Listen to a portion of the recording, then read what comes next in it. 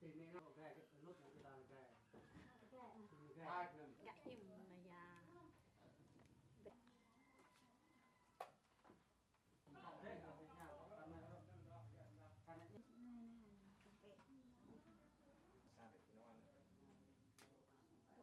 Cói lên không lên đây. Ô chả ngon quá.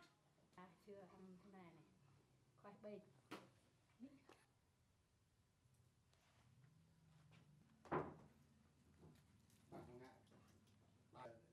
ta ngại cắn bông này trời ngại về cái nở phải hô một bài thơm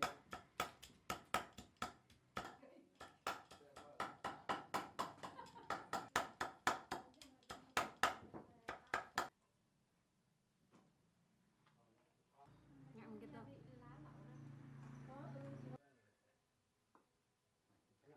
Lagi pinyau tapi gol. Phải gò cái nhà. bực khư